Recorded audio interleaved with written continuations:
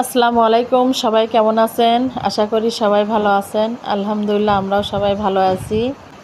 আজকে সকাল সকাল উঠে মায়ের বাসায় গেলাম। মার বাসায় এসে বিছানায় বসে আছি। তো আমার ভাইয়ের বউ, ছোটো ভাইয়ের বউ আমাদের সামনে নাস্তা মানে আনছে। আমরা সবাই এখন এই যে নাস্তা খাচ্ছি। তো ওর মায়ের বাসার দই মিষ্টি তারপরে পেয়ারা, তাওসিন মুড়ি খাবে, মুড়ি মা আবার কলা বের করে দিল, সেগুলো টুকটাক হালকা পাতলা নাস্তা খাচ্ছি। তার খাওয়া দাওয়া হয়ে একটু গল্প সল্প করা হচ্ছে। মা জানেই না আমি ভিডিও করতেছি, বুঝতেই পারেনি। আমাদের সঙ্গে স্বাভাবিকভাবেই শুয়ে গল্প করতেছে। তো যে তাওসিন মুড়ি খাচ্ছে। তো যে এটা মার ঘর, আসবাবপত্র। তো যাই একটু রেস্ট টেস্ট নিলাম।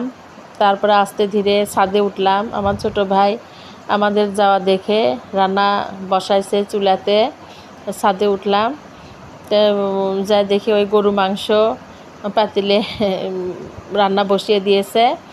তো যে ইটা দিয়ে ওরা চুলা একটা বানাইছে, সেটাতেই রান্না করতেছে। আর এইদিকে এই যে লাইন ধরে কতগুলো চুলা আমার মায়ের, তো ওগুলো চুলা রেখে ওখানে ওই যে ইটার চুলায় রান্না করতেছে।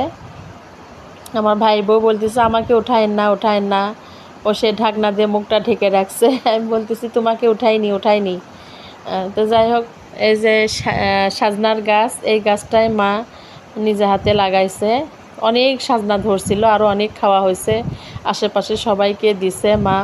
তখন এই কয়টা সাজনা গাছে ধরে আছে। সাজনাগুলো খুব মোটা হয়ে গেছে, সজনা ডাঁটা।